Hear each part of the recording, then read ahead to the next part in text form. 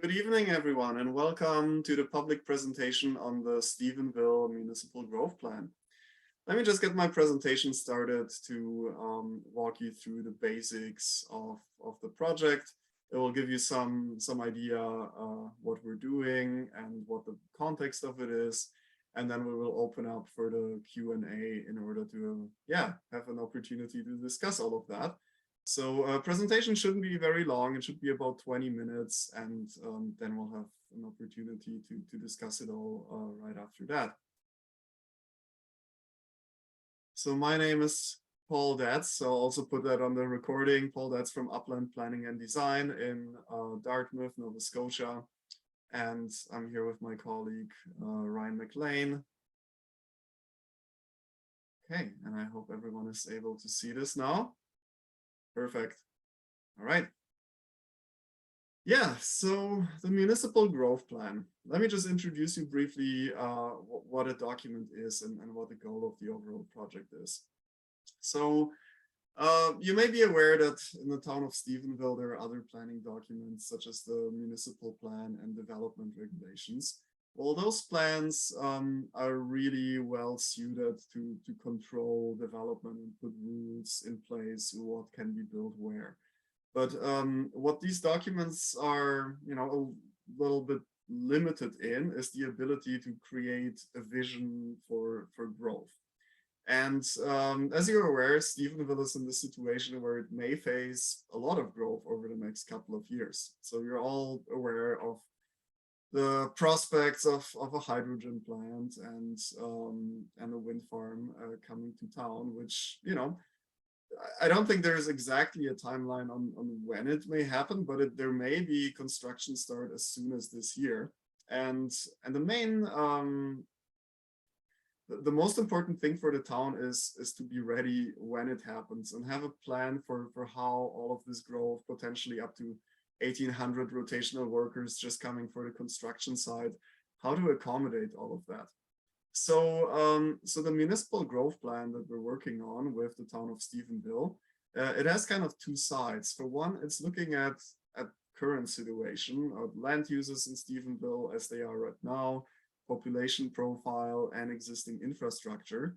And we'll be having a look at which challenges may there already be at present day, even without any growth. And then, of course, if the growth and when it happens, what is the plan to grow from Stephenville from the starting point that we're in today? So we'll be looking at both this today's situation on the left and possible growth on the right. That's possible fueled by all these economic changes that are coming to Stephenville. So here's the timeline of the project. We were hired by the town of Stephenville to work on this project in January of this year. And right after council approved this project and gave us the go-ahead to start with this, we used all of February to come up with a comprehensive background research document.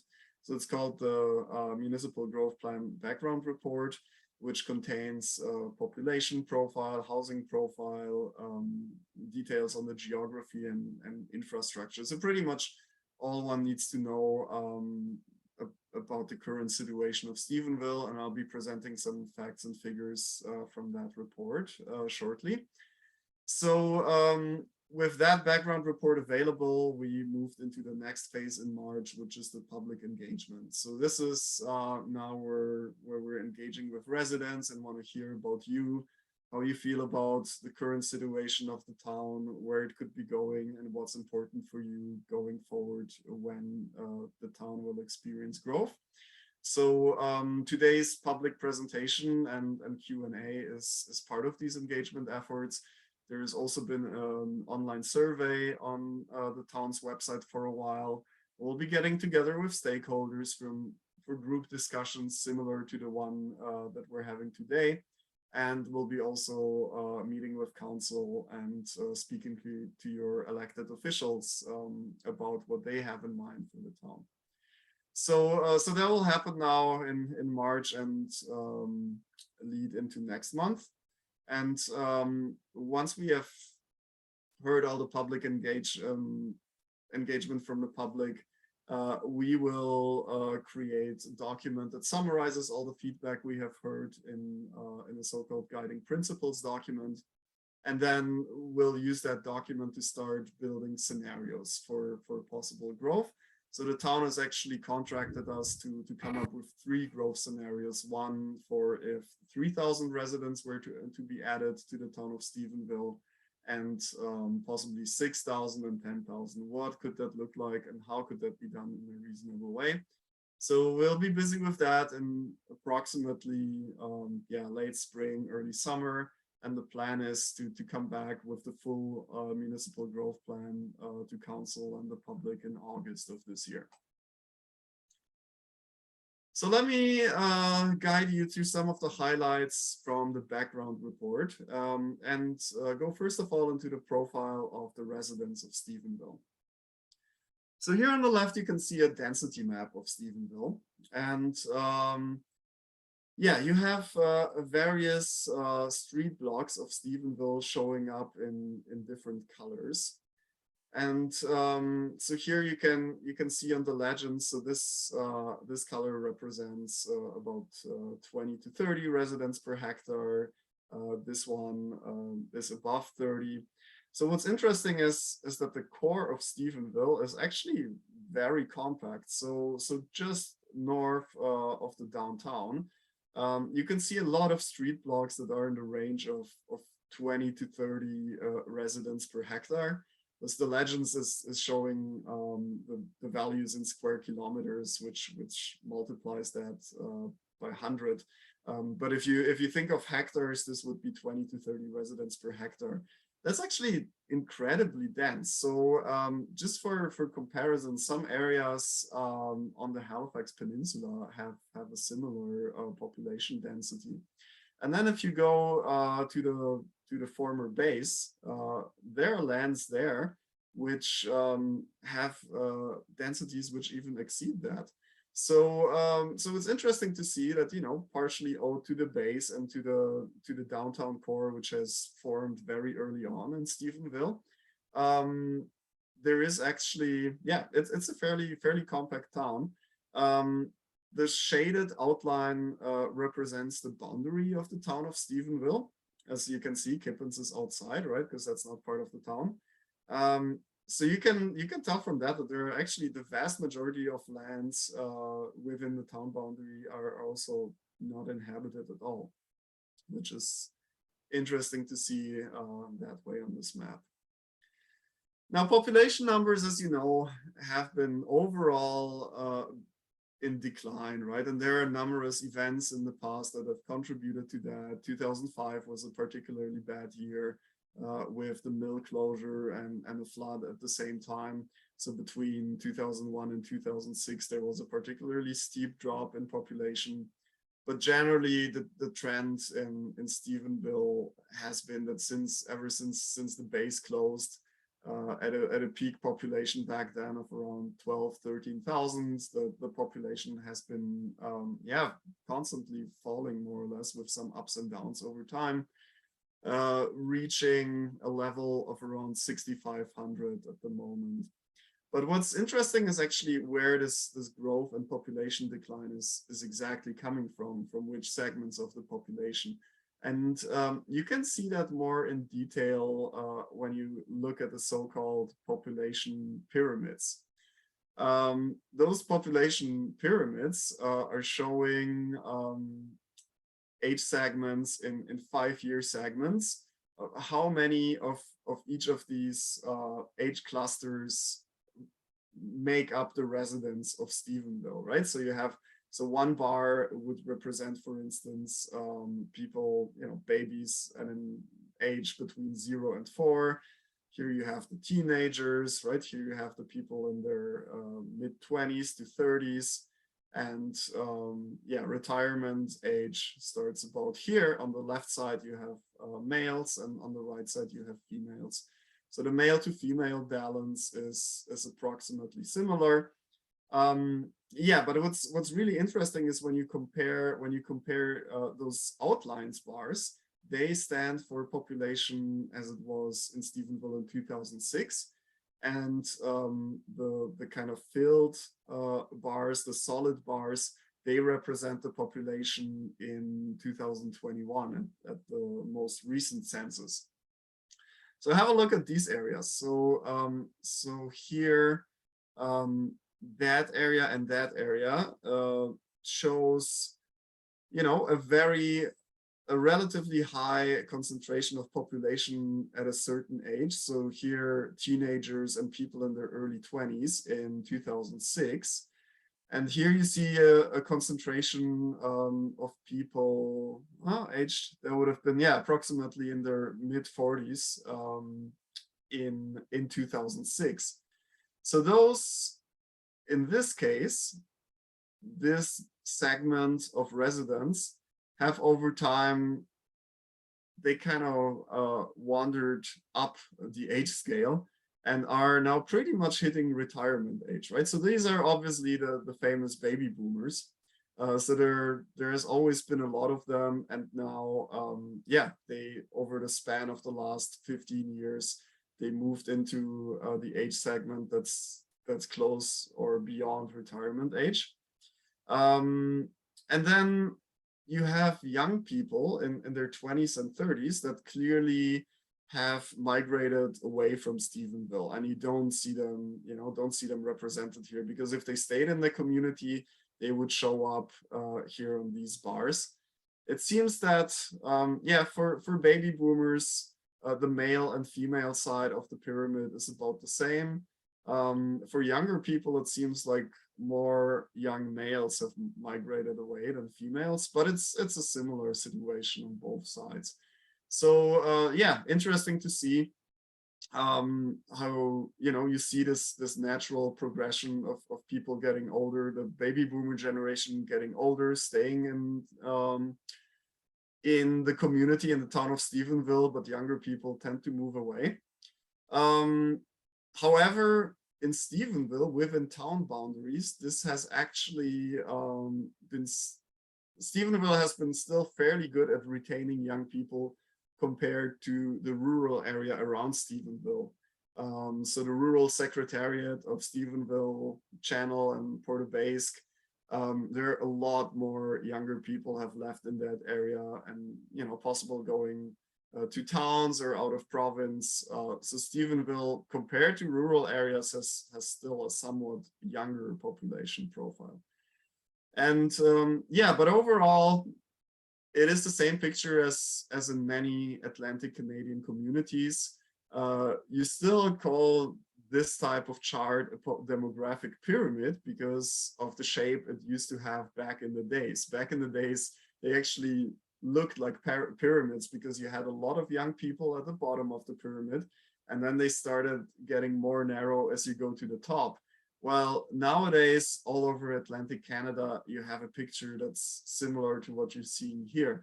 Relatively narrow base of young people, and then lots of people around retirement age. So that's what these so-called pyramids tend to look like these days. And some of these tendencies going on here, you can also see when you have a closer look at the changes in population density and household sizes in the town.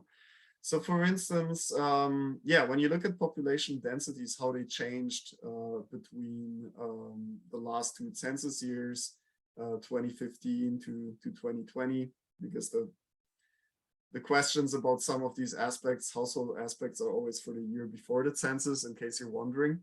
So anyway, between the last two census years, there is a decline in population density around the densest area of Stephenville, just north of the downtown. And why is that, right? Why are you losing population there? It's not because any houses got torn down. But it's just because population, average household sizes are shrinking. So you still have, the same residents often living in the houses, but some older people have passed, some younger people, families have, children have moved away. So on average, there are less and less people living per household. So you get, you just get decreasing household numbers, and that decreases the population densities in some of these central areas. And you can see that if you just have a look at the tables, which you can see on the right-hand side. So there are some very interesting figures in here. The table on the top shows the split of the population of Stephenville by different types of dwellings. So, so with a population of about 6,500, we have in total around 3,200 of households in Stephenville. Well, about half of them, just below half of them, lives in single detached dwellings. So out of the 32 or 39, 3,190 households, 1,700 are situated in single detached houses. Now compare that to the typical size of a household in Stephenville. So out of all of these households, around 1,200 are one-person households and 1,100 are two-person households. So this is also a very, very typical pattern we see all over Atlantic Canadian communities, is that you have kind of this, you know, somewhat contrasting situation of having lots of single detached homes, which, you know, like require a lot of maintenance, have properties, gardens around it that need to be maintained. But at the same time, the most prevalent type of household in Stephenville is a one-person household. And that is, so that combined with, you know, the aging population that is clearly visible in the statistics, and I'm sure that you're experiencing on a daily basis.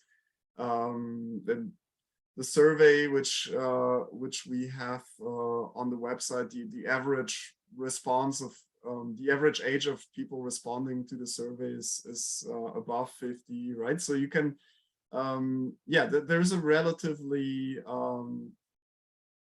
the average age of the population profile in Stephenville is relatively high.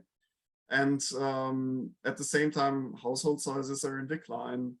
So what that means is that even without any future growth, just with the current situation as it is, there are some clearly emerging needs for, first of all, downsizing options. So with the boomer generation reaching retirement age in Stephenville, a lot of them over the next 5-10 years will be looking for options to downsize, having smaller homes, potentially living in housing forms that are not a single detached home that needs to be taken care of. So there is a need for a larger variety of options where and how you can live, and the rental market will become more important in Stephenville, and especially higher quality rentals where people feel comfortable retiring in, where their accessibility needs are met, and so on. So that's the current situation as it stands for Stephenville.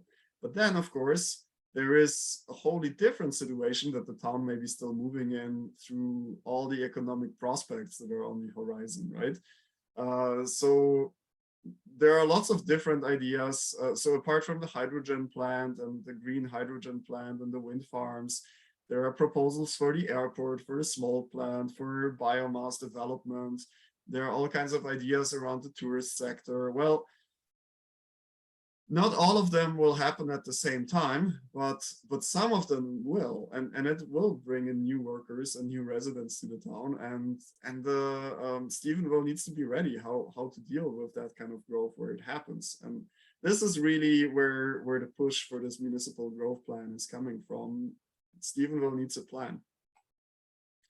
So how do we plan for the future? Well, let's consider a few more facts. I have a couple of slides with more facts from the background report in a moment.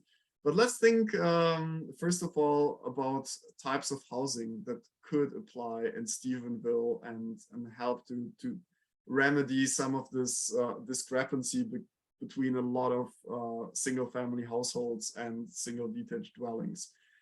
So possible types of housing, right, that the town could be looking at. For one, mini and tiny homes. So you have the first development of that type on Brook Street. And just here are a couple of pictures of other setups. So on the right is a picture I've taken not too long ago, last summer in Fredericton. There is a community being developed there called 12 Neighbors. So you can kind of see it's still under construction. You can see the phases of development kind of from the bottom right to the top left of the picture. Some of the housing rows are ready and occupied. In the top right, you can see just a foundation being laid for some of them and a community garden being developed for the community. So it's still under construction, so it's not really landscape on that picture yet, but it's coming together, and that's one possible form of housing. Maybe in the future it'll look a bit more like on the bottom left of this image here of this slide, where you have these courtyards that are maintained, landscaped, and where several tiny homes can be on small space, and you have a bit more of a community feel. Of course, traditional mobile homes are also something that provide options for downsizing. They don't necessarily always have to look like mobile homes. For instance, on the left here is an option of a home that's where there are two mobile homes stacked together to create a more modern and interesting look. Other form of housing that's still, pretty much underrepresented, not really widely available in Stephenville, are townhouses. So again, they come in all shapes and forms and figures. There are a couple of pictures of different types of townhomes here, from a traditional look on the top right to more modern ones. I find a really interesting townhome example is the one in New Glasgow here on the bottom right. So a very modern interpretation of townhomes with very narrow, tall 3-story structures. Modern version of townhomes from Victoria, BC, to be seen on the left. And then, of course, there are apartments. I think when you first hear apartment in Atlantic Canada, we tend to have a very preconceived image of what they look like.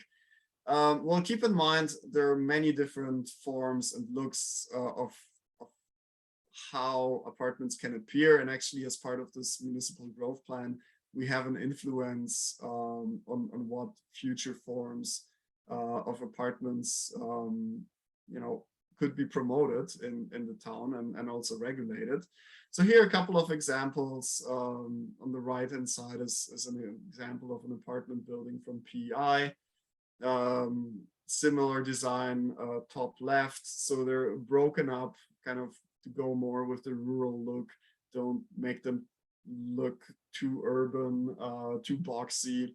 But apartments can also just be on one level and broken into courts and be kind of closer to townhouse development. So there are lots of options how to make them look and to provide downsizing options for the population without apartments necessarily being the boxy type of homes that we're often still seeing in Atlantic Canada.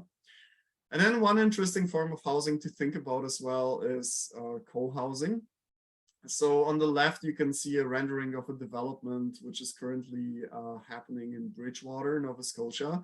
It's called the Treehouse Village. And that development is essentially a condo for, in the first phase, 16 units, which will jointly co-own the entire site and administer and manage the site as a cooperative. And it's a very communal form of housing where people likely will get to know each other, develop close ties, and run amenities of the site together, co-owning all of them. You can also create those kind of housing forms with a more indoor focus, like as you see on the right-hand side here, with a bit of a greenhouse structure on top of that. So much about housing forms that could be developed in the town of Stephenville. I mean, of course, you always will have single detached dwellings in the mix as well. The issue with them is that they take up the most space to accommodate the same type of population growth. So when you think of the largest scenario we'll be working on, potential 10,000 new residents in Stephenville. So putting that all on single family homes, accommodating that kind of growth in single family homes would likely take up 3 to 4 times the area of Stephenville than more compact developments would.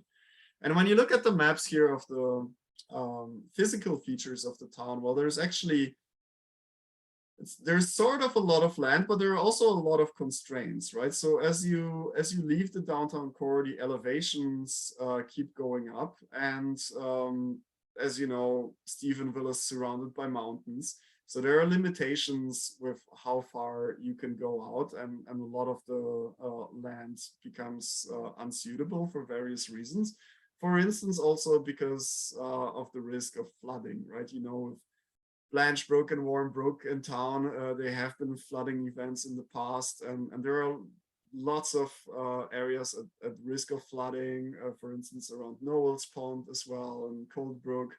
And those areas in risk of flooding, they will expand as with climate change, more and more heavy storm events are to be expected.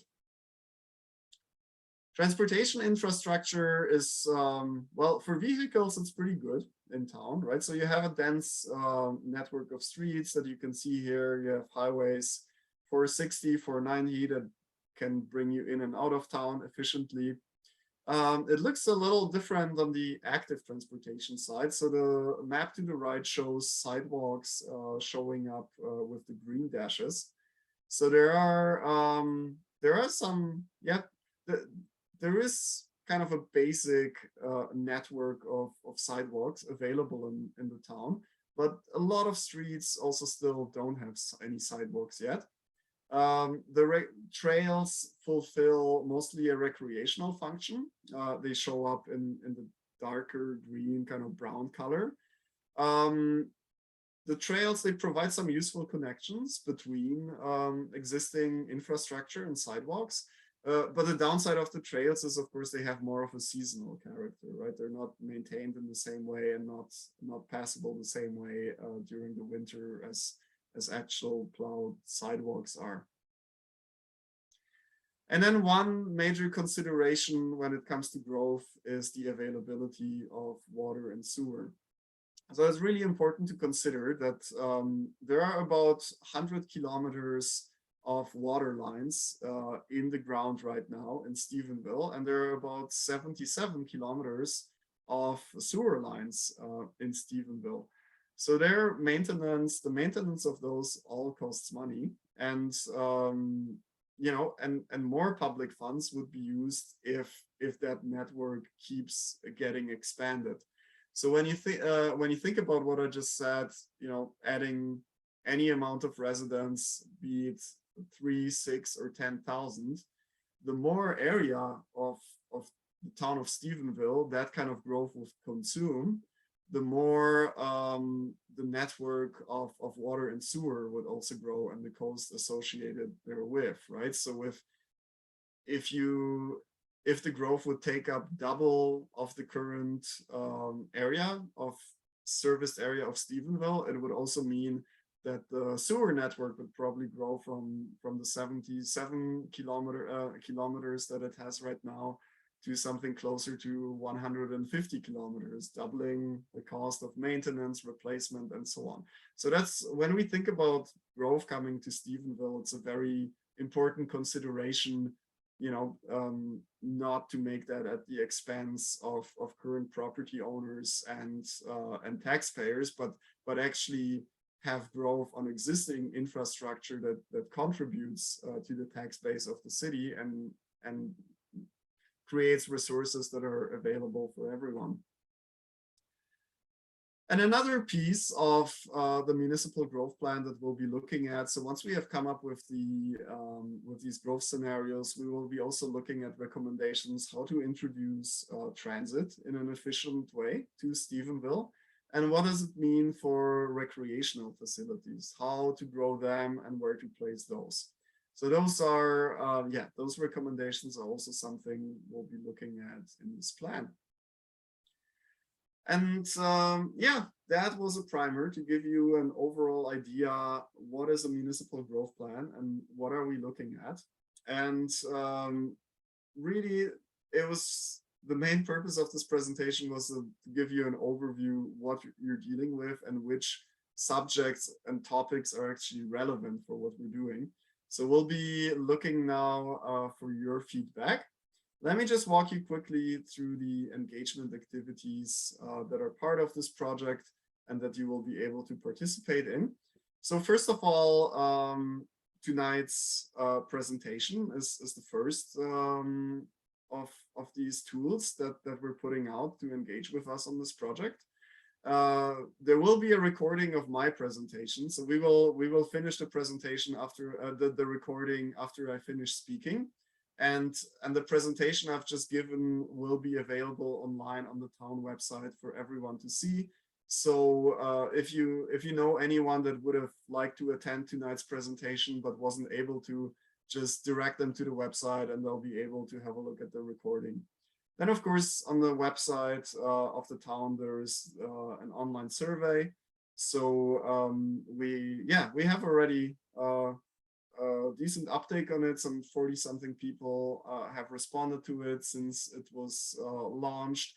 But we'd like to see that number grow further. So if you haven't taken the opportunity yet to respond to the survey, please do so and tell your friends and families to do the same. We'd like to hear from as many as possible.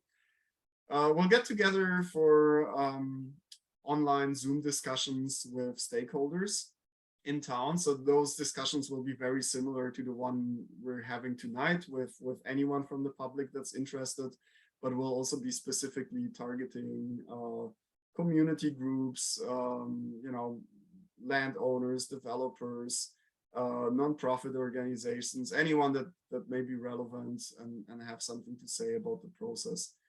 And further to all of that, if you feel really strongly about one particular aspect of growth in Stephenville and like to, it doesn't fit into the survey, you'd like to write us a letter or an email, so you can just submit a letter to town hall, to the town office, or just write us an email at consultation@uplandstudio.ca. And we'll be collecting all of that feedback and evaluating it and adding the insights therefrom to the guiding principles document, which the municipal growth plan will be based on. And that covers my presentation. So maybe let's start with, are there any questions?